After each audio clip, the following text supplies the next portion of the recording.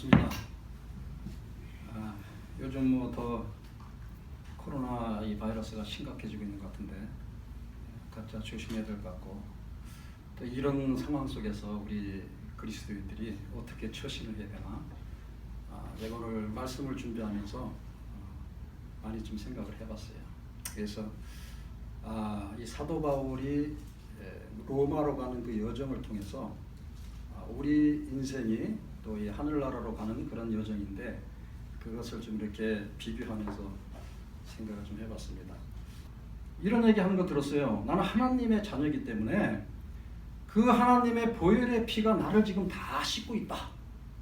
그렇기 때문에 나는 마스크도 안 써도 되고 아무것도 안 해도 나는 바이러스 걸리지 않는다.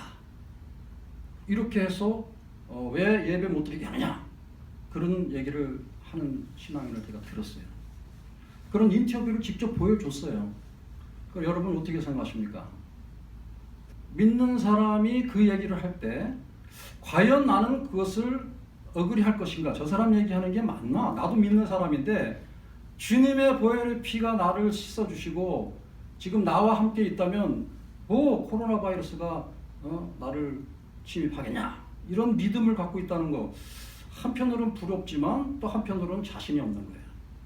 이런 딜레마를 오늘 우리 성경 말씀 속에서 확실하게 이해하고 우리가 어떻게 대처하며 살아야 될까, 그런 말씀을 나누기로 하겠습니다.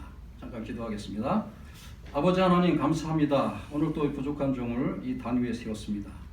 아버지 하나님, 하나님께서 주시는 말씀을 통해서 우리가 지혜를 얻고 이 험난한 세상에서 어떻게 신앙자로서 진정한 믿음을 소유한 자로서 살아갈지 깨닫는 귀한 시간 될 수 있도록 역사해 주옵소서. 예수님의 이름으로 기도드리옵나이다. 사도 바울이 이 복음에 대해서, 영생에 대해서, 주님의 부활에 대해서 얘기할 때에 유대인들은 꼴불견이라고 그랬습니다. 유구한 역사를 우리가 갖고 있고, 우리는 하나님의 선택된 민족으로 우리가 오로지 지금 하나님만 믿고 살고 있고 하나님의 율법을 이렇게 잘 지키며 살았는데 네가 지금 무슨 말을 하고 있느냐, 그러면서 죽이려고 그런 거예요. 그러니까 지난번에 제가 설교할 때에 그 마지막 재판장에서 사도 바울이 굴하지 않고 설교하고 그들을 전도하는 그런 모습을 제가 설교를 했었죠. 그런데 결국은 유대인들은 계속 죽이려고 했습니다. 그래서 사도 바울이 할 수 없이 상소를 하는 거죠. 로마 시민권이 있기 때문에 로마 법정에 가겠다. 그래서 로마 황제한테 상소를 하고 이제 결국은 로마로 가는 그런 여정이에요. 그래서 그 로마로 가는 여정 중에 풍파, 그냥 그 배 타고 가는데 엄청난 그 파도가 일고 해서 배가 막 파손되고 있었습니다. 사람들이 우왕좌왕하고 죄수들이 막 도망가려고 그럴 때 그 죄수들을 지키던 군인 대장이 그 졸개들이 죽이려고 그랬어요. 왜냐하면 죄수들이 한 명이라도 놓치면 자기 책임이니까. 그런데 그때 사도 바울이 죽이지 마라. 배는 파손돼도 여기 있는 사람들은 다 살 것이다. 어제 하나님의 사자가 나한테 와서 내한테 알려주셨다. 여기 있는 한 생명도 죽지 않을 거라고 하셨으니까 나를 믿어라. 그 얘기를 하니까 그 군인 대장이, 백부장이 바울의 말을 듣고 그럼 다 사람 죽이지 말고 놔둬라. 그래서 그 사람들이 수영도 하고 배 파손된 그 배 조각을 타고 건너갔는데 그것이 지금 말타라는 섬, 그 섬에 도착을 한 거예요. 276명이라고 그랬는데 성경에 보니까 한 명도 안 죽고 그 섬에 도착을 했어요. 그래서 오늘 이제 그 섬에 도착한 것부터 성경 말씀이 시작되는데, 여러분 이 사람들이 배에서 막 파손되게 해서 수영하고 막 배 조각 타고 힘겹게 죽을 고비 다 합쳐해서 섬에 도착하면은 무엇이 가장 필요하겠습니까? 일단 몸을 따뜻하게 해야 되겠죠. 막 비도 내리고 그랬다 그래요, 성경에 보니까. 그리고 먹을 것이 필요하겠죠. 자, 섬 사람들은 이 외부 사람들이 그렇게 막 오는 걸 보고 어떻게 했냐면은 그들을 환대했다. 그들을 맞이했다. 그리고 불을 피워서 그들이 몸을 따뜻하게 해주었다. 성경은 그렇게 설명합니다. 저는 이렇게 설명하는 그 성경 말씀을 보면서 오늘의 우리의 현실을 보는 거예요. 이 칼럼에 제가 그런 말을 썼습니다. 우리는 우리의 철학, 우리의 생각, 우리의 주장, 나의 욕심 때문에 어려움에 처해 있는, 지금 아주 죽을 고비를 넘기고 있는 그런 사람들을 돌아보지 않는 그런 형편으로 그런 삶을 살고 있다는 것이죠. 섬 사람들은 그렇지 않았어요. 그 사람들도 그렇게 풍족한 사람들은 아니었을 겁니다. 섬에 사니까. 그럼에도 불구하고 그 많은 사람들을 다 환대하고 영접하고 맞이하고 필요한 것들을 베푸는 그런 모습으로 시작을 합니다. 그래서 그 때문에 우리도 이 어려운 시대에 정말 내가 그리스도인이다, 아니다, 저 사람이 믿는 사람이다, 아니다, 이런 거를 따지기 이전에 같은 사람으로서 정말 필요한, 나의 필요를 요구하는 사람이 있다면 우리가 도울 수 있는 그런 삶을 살아야 되지 않을까. 이 말씀 시작 도입 부분에서 저는 그런 걸 느꼈고요. 이제 재미있는 일이 생겨요. 이게 불을 피는데 이 바울이 나무를 이렇게 이제 모아다가 불에다 넣잖아요. 우리 그런 거 이제 저도 어릴 때 해봤는데 이 나무를 모아서 불에 넣는 순간에 아마 그 나무의 그 건불 속에 독사가 숨어 있었나 봐요. 독사가. 불을 이렇게 넣으니까 불이 뜨거우니까 독사가 딱 튀어나오면서 바울의 손을 팍 물었어요. 그러니까 이 사람들이, 거기에 있는 모든 사람들이 저 사람은 정말 죽을 짓을 한 사람이다. 배에서 수영을 해서 왔든 어떻든 살아서 나왔지만 결국은 독사에 물려서 죽는구나. 때는 때대로 가고 죄는 제대로 간다. 이런 식으로 생각을 한 거예요. 그래서 저 사람은 언제 죽나 보고 있는데 물린 손에 독 붙지도 않고 바울이 탁 쳐가지고 독사를 떼어버렸어요. 불에 넣어버렸어요. 근데도 여기 아무런 상처도 없고 조금 기다리면 이제 이 독이 퍼져서 죽어야 되는데 안 죽어요. 그러니까 사람들이 와, 저건 인간이 아니고 신인가 보다. 이렇게 이 얘기를 합니다. 여기서 우리가 상당히 깊은 것을 깨달아야 되는데 무엇을 제가 말씀드리고 싶냐면요. 진정한 믿음의 소유자. 이것이 오늘 말씀의 제목이잖아요. 우리가 한번 잘 생각해 보세요. 바울이 독사에 물렸는데도 안 죽어? 저들이 바울 보고 신이라고 그래? 에휴, 바울은 엄청난 신앙자니까 그렇지. 자, 그 바울이라는 신앙자와 나라는 신앙자 한번 비교를 해보세요. 어떤 차이가 있을까? 그 어떤 사람이 바울도 하나님 믿는 사람이고 나도 하나님 믿는 사람이니까 나도 독사에 물리면 안 죽겠네? 성경에 독사의 불에 손 집어넣어도 전혀 문제 없다 그런 말씀도 있는데 그럼 한번 나도 독사에 물려볼까? 하고 독사에 물렸으면 죽을까 안 죽을까? 죽습니다. 우리는 죽어요. 근데 왜 바울은 안 죽었을까? 이거가 오늘 초점이에요. 이게 초점입니다. 아니 저도 선교사로 살면서 엄청 많이 고민을 했어요. 사람들이 저를 볼 때마다 대단한 사람으로 보거든요. 어떤 때는 막 기도하면 병자도 낫고 저도 그런 일이 있어요. 근데 그게 계속되는 건 아니잖아요. 그 사람들이 저한테 기대하는 게 너무나 커. 너도 선교사면은 바울처럼 한번 해봐. 이런 요구를 받을 때가 상당히 많습니다. 근데 안 되거든요. 그리고 그렇게 하려고 제가 시도했다가는 어떻게 되겠어요? 저는 죽을지 하나님이 살려주실지 이게 고민이 되잖아요. 그게 인간인지라. 그래서 제가 굉장히 깊숙이 생각한 거예요. 이 딜레마를 어떻게 풀 것인가. 코로나 바이러스가 지금 엄청나게 심각해요. 근데 나 코로나 바이러스 걸려도 안 죽어. 걱정 없어 하고서 무방지로 살아. 걸릴까 안 걸릴까요? 걸리는 겁니다. 걸리는 거예요. 근데 안 걸리는 사람도 있어요.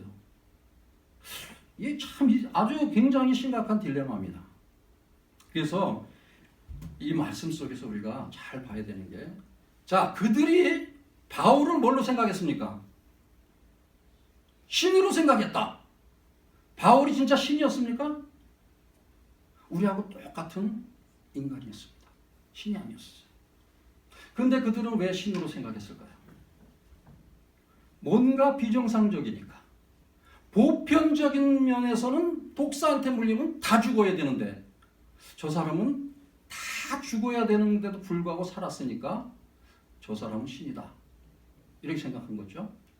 그 당시에는 그리스 로마 신화가 전면적으로 다 팽배했던 시대예요. 그러니까 일상에서 그 보통으로 일어나는 거 말고 그것을 초월하는 그런 일들이 벌어지면 그걸 다 신으로 생각한 거예요. 일본이 800만의 신이 있다 그래. 제가 일본에 가서 전도를 하는데 전도하면 다 믿어, 맨 처음에는. 근데 그 믿는 게 진짜 믿는 게 아니에요. 그 사람 예수라는 사람이 그렇게 세?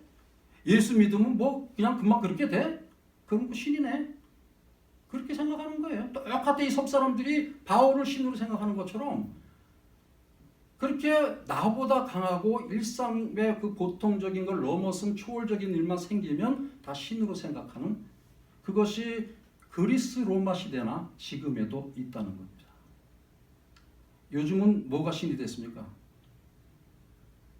요즘 돈 아닙니까?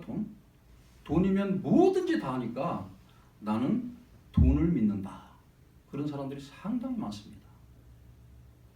자, 보세요. 그러면 이 사람들 머릿속에 저 사람을 신이라고 생각하는 것은 자기들의 생각이나 자기들이 원하고 바라는 것들을 다 해줄 수 있는 그런 존재로 생각하는 거예요. 그러니까 신화에 나오는 신들은 진짜 신입니까? 인간들이 상상으로 만들어낸 신입니까? 만들어낸 신이에요. 이 바울도 사실 진짜 신이 아니에요. 인간인 줄 알아요. 그렇지만 그들은 그 초월적인 걸 보면서 이 인간을 초월한 어떤 신으로 자기들의 생각으로 신으로 생각하는 것이죠. 이것이 신화 그러면. 하나님은 우리가 생각하는 신화 속의 하나님이십니까? 아니면 진짜 이 세상을 창조하시고 주관하시는 하나님입니까? 당연하죠. 그런데 하나님을 우리가 생각하는 하나님, 내가 배고프고 힘드니까 하나님, 내가 기도하면 그냥 누군가를 통해서 먹을 거 갖다 주고, 나 직장이 없는데 열심히 기도하면 직장 딱 하나님이 길 열어주고, 뭐 내가 원하고 내가 바라고 내가 생각하는 하나님, 조금 뭔가 다른 것 같지만요, 깊숙이 들어가면 우리는 어떻게 보면 이 섬 사람들이 바울을 신으로 생각하는 것처럼 우리가 여지까지 믿는 그 하나님을 신화의 신으로 생각하며 사는 데가 많다 이 말입니다. 그게 굉장히 중요한 거예요. 그러면 정말 신앙을 소유한 자는 어떻게 되는 거냐? 정말 하나님하고 어떤 관계를 맺어야 되잖아요. 사도 바울이 뱀한테 독사한테 물렸는데 안 죽은 이유는 신이라서가 아니에요. 그 사람이 뭐 엄청난 무슨 파워를 가진 사람이 아니에요. 우리하고 똑같은 사람이에요. 그런데 안 죽었어요. 왜 안 죽었느냐?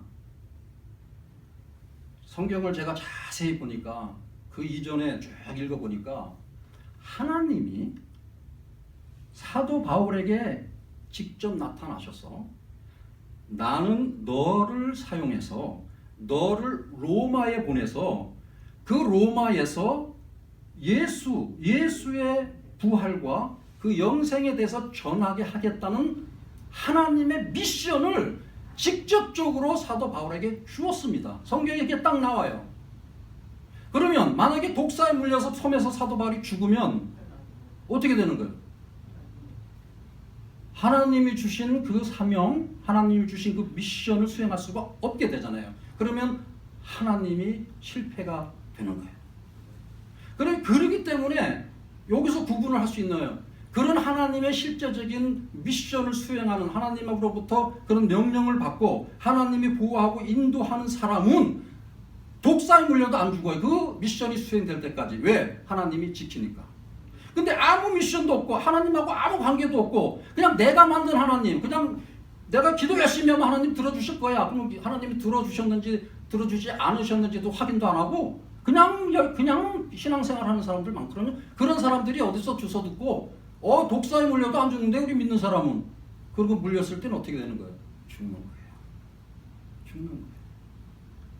오늘날 우리가 신앙생활하면서요 그것을 구분을 못하는 거예요. 나는 정말 지금 하나님하고 어떤 관계 속에서 이 현실을 살아가고 있는가? 그 관계를 분명히 깨닫고 사는 사람이 진정한 믿음의 소유자인 것이죠. 근데 그 관계성 없이 전통과 어떤 형식과 아니면 어떤 기관적으로 그렇게 신앙생활하면 이게 맞는 건지 저게 맞는 건지 이게 병 걸리면 하나님이 고쳐주시는 건지 안 고쳐주시는지 그런 것도 몰라요. 그러면서 그냥 기도하다가 안 고쳐주면 하나님한테 나 하나님 믿었는데 왜 안 고쳐주세요? 믿는 사람들이요 어떤 큰일 당하면 막 하나님 원망하는 사람 많아요. 아니 이렇게 열심히 몇 년 몇십 년을 봉사하고 교회 열심히 다니고 그랬는데 어떻게 이런 일이 우리 집에 생깁니까? 어떻게 이런 일이 내 가정에 생깁니까? 그러면서 하나님한테 원망하고 그런 사람들이 종종 있습니다. 제 주변에도 그런 사람 봤어요. 그렇기 때문에 여러분 우리가 깊이 깨달아야 되는 것은 오늘 이 현실 속에서 나는 정말 진실한 믿음의 소유자인가? 하나님이 나를 인도하고 하나님께서 내 인생의 여정길을 지금 지켜보시고 계신가? 이것을 늘 날마다 점검하고 하나님하고 대화하는 자. 기도로 대화하고 찬양으로 대화하고 말씀으로 대화하고 방법은 많습니다. 근데 이런 것을 게으리 하면요 내가 믿는 자인지 아닌지 믿음을 갖고 있는지 없는지 잘 몰라요. 그걸 물어보면 나 교회 2, 3년 30년 다녔어. 20년 30년 다닌 게 그걸 믿음으로 얘기할 수는 없어요. 교회의 직분을 가지고 믿음으로 얘기할 수는 없어요. 정말 어떤 일이 생겼을 때 이것이 하나님의 관점에서 하나님이 역사하는 그 관점에서 진행되고 있는가 이것을 분별할 줄 알아야 진정한 믿음의 소유자가 되는 것이죠. 자, 신으로 여겼는데 금방 장면이 바뀝니다. 성경 말씀 보니까 이 기자가요, 이 누가가 썼는데 이 사람이 의사거든요. 근데 저 사람들이 신으로 생각하니까 바울이 의사도 아닌데 고쳐졌단 말이에요. 그러면 어떻게 되겠습니까? 사실 이 진정한 믿음의 소유자들은 그런 아주 특별한 일이 있어도요 현실에 그대로 순응합니다. 그러면서 하나님의 그 미션을 수행하기까지 그냥 충실하는 거예요. 그런데 우리가 실수하는 게 있습니다. 특히 우리 믿는 자들, 특히 저같이 선교사로 외국에 가서 일하다 보면 어떤 사건이 생기면 괜히 그냥 으쓱해지는 거예요. 괜히. 야, 하나님이 나하고 함께 계시네. 뭐가 되는 것 같아. 지금 신으로 여겼다 그러면 사도 바울이 금방 뭔가 되는 것처럼 할 수도 있잖아요. 그런데 아마 그렇게 안 한 것 같아요. 이 사도행전을 쓴 기자가 그걸 설명을 하지 않습니다. 그러니까 그 마을에서 가장 큰 그 높은 자, 가장 부자였던 것 같아요. 그 사람이 여기 있는 모든 사람을 자기네 집으로, 마당이 큰가 봐요, 초청을 해서 3일간 먹고 마시고 재우고 대접을 했어요. 그때 한 일이 생깁니다. 어떤 일이 생겨요? 그 높은 사람 아버지가 병이 걸렸어요. 죽을 병인 것 같아요. 근데 바울이 기도를 하고 또 낫게 하는 거예요. 그러니까 마을 사람들이 이야 이제 병 고친 사람, 병 있는 사람 다 와라 하고 다 고쳐줬습니다. 마을 사람들한테는 여전히 바울은 야 병도 고치네, 자기도 안 죽고 병도 고치네 그러면서 신으로 여겨지겠죠. 그러나 여전히 바울은 신이 아닙니다. 바울은 지금 뭘 하고 있는 거예요? 이걸 알아야 돼요. 바울은요 신적인 행위를 하는 게 아니라 하나님의 은혜를 저들에게 베푸는 거예요. 바울은 지금 그 사람들이 이 생명을 보존한다고 자기가 그랬잖아요. 죽이지 말라고. 이 모든 사람을 환대해주고 대접해준 사람들, 이런 사람에게 뭐 보답할 게 없잖아요. 그러나 하나님의 은혜로 보답할 줄 아는 믿음의 사람이었다. 이것을 우리가 잘 현실 속에서 봐야 됩니다. 어떤 사람은 이 주고받는 문제에서 나는 뭘 줬는데 저 사람은 뭘 안 줘. 그런 게 아니에요. 하나님의 사람들은 무엇을 줄 줄 알아야 된다? 하나님의 은혜를 줄 줄 알아야 된다. 어떤 사람들은 뭐 이거 갖다가 저거 갖다가 뭐 어제도 제가 무슨 선물을 많이 받았는데 뭐 무슨 기관에서 뭐 나오면 가지고 와요. 그러면서 고맙다고 받지만 뭐가 중요한 거예요? 그것은 단순히 어디서 받은 걸 전달하는 거지 본인이 지닌 그 어떤 것을 나누는 게 아니잖아요. 그게 다른 거예요. 그게 아쉬운 거예요. 그래서 우리 믿는 사람은 뭘 하나 주더라도 하나님의 은혜와 사랑을 나눌 줄 알아야 그게 진정한 믿음의 소유자입니다. 누가 해준 만큼 해주는 건 누구든지 다 할 수 있어요. 사도 바울은 아무것도 줄 거 없어. 배에서 그냥 다 버리고 빈몸으로 죽어라고 살아 나왔는데 뭘 해줄 수 있겠어요? 그 사람들의 그 아름다운 그 행위, 그 사람들의 그 감사, 그것을 하나님의 은혜, 병 고침으로 이걸 해결해 주는 거죠. 그러니까 이제 떠날 때에 이 사람들이 로마까지 가면서 먹고 뭐 할 거 필요한 것들을 다 배에다 실어줬다. 이렇게 오늘 말씀 끝나지 않습니까? 결론을 맺으면서 생각할 것이 우리의 신앙이 지금 정말 이 창조주 하나님, 역사를 주관하는 하나님을 내가 믿고 그분과 관계성을 가지고 신앙생활하느냐, 아니면 그냥 막연한 하나님, 추상적인 하나님, 뭐 전지전능하신 하나님, 어딘가에 나의 기도를 들으실 것이고 뭐 교회에 열심히 다니면 뭔가 다 내가 신앙생활을 잘하는 것 같고 그런 차원에서 내가 믿음을 갖고 있는 존재인가, 이거를 한번 첫째 생각해 봐야 되고요.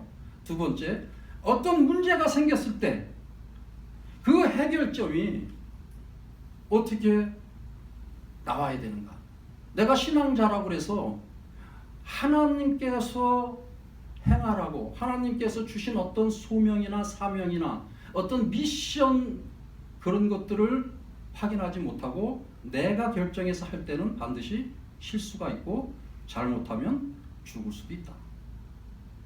그럴 때는 어떻게 해야 됩니까? 일반 사람들처럼 똑같이 행동할 줄 알아야 돼요.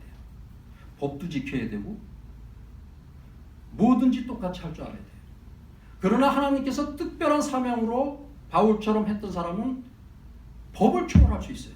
자연을 초월할 수 있어요.